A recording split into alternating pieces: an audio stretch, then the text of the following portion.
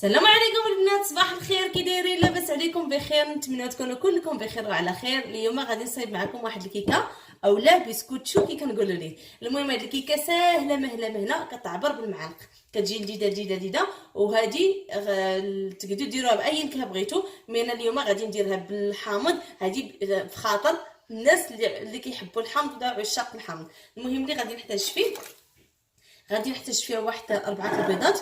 بالحق غادي نفرق بين البيض وصفات البيض. بسم الله.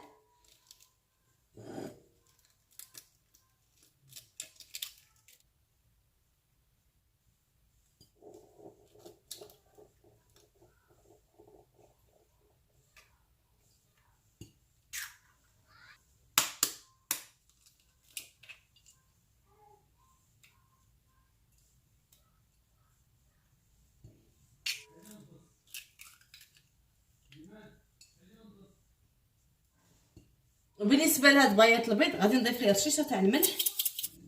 صافي من بعد فاش طفت ليه رشيشه الملح غادي نطربو حتى غادي تيكون بيض بحال الثلج. نخليكم دابا.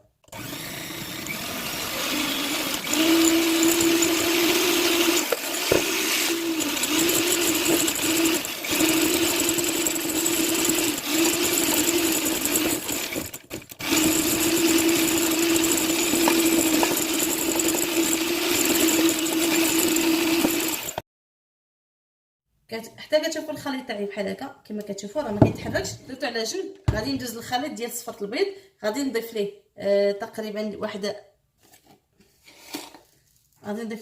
واحد 8 المعالق. نورمالمون الغوص تقدروا تضيفوا 10 المعالق بالنسبه لعشاق السكر، وانما انا غادي نضيف 8.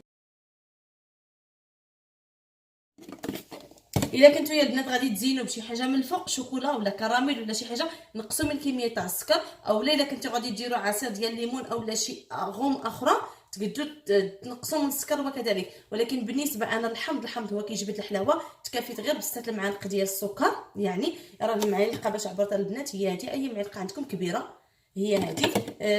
عبرت بها 6 المعالق. من نتوما على حسب الذوق ديال السكر. انا كنحاول ندير ما امكن كميه قليله. غادي نطرب الخليط تاعي حتى نحصل على اللون ابيض شيئا ما.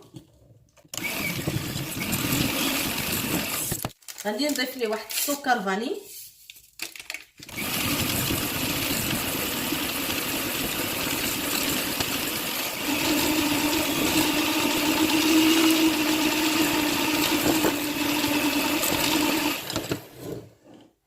صافي كما كيبان لكم تبدل اللون ديالو. الاثناء غادي نهز نفس المقدار ديال نفس المعلقه، غادي نعبر بها الزيت.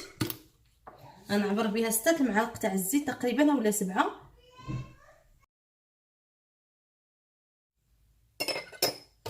غنطرب مزيان حتى تدخل الزيت في الخليط تاعي مزيان.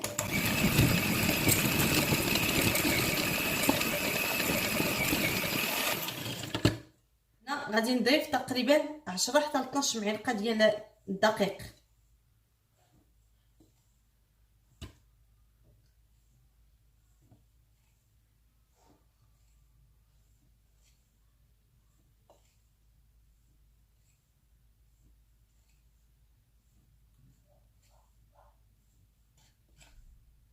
نضيف ليها واحد الخماره. بالنسبه الخماره ديال 14 ديال 15 غرام البنات. نخلط كلشي مع بعض.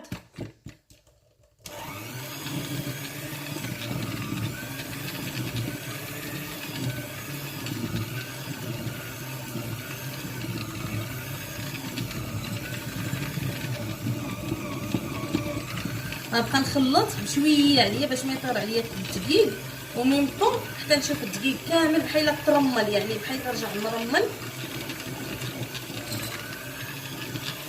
غنطفي عليه. غادي نضيف ليه تقريبا نص كاس عصير الليمون.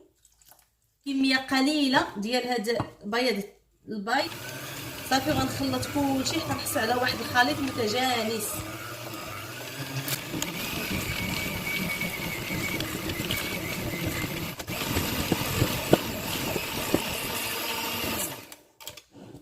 صافي كما كتشوفوا راه خلطت. بالنسبه للخليط راه كيكون بحال هكا.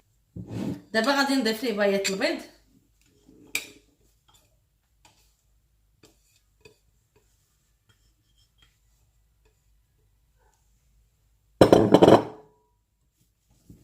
صافي غنبقى نخلط من اسفل لاعلى بهذا الحركه دائريه.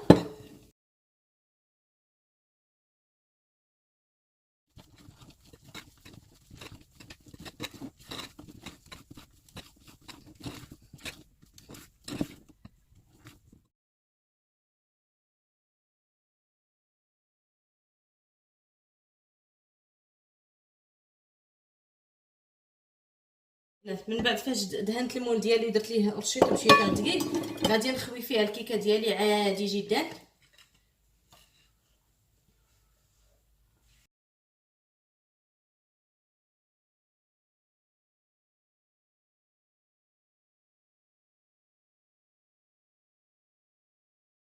هي البنات من بعد ما درتها في المول ديالي غادي ندخلها للفرن على درجه 180 درجه حتى تحمر، يعني حتى تنفخ وتحمر، وديك الساعه تكون واجده ان شاء الله. المهم دابا غادي ندخلها للفرن ومن بعد نرجع لكم. صافي البنات هذه الكيكه اللي شاركت معكم، كنتمنى تعجبكم. زينتها بطريقه بسيطه، تقدروا تزينوها باي طريقه بغيتو، ونتلاقاو في فيديو جديد ان شاء الله.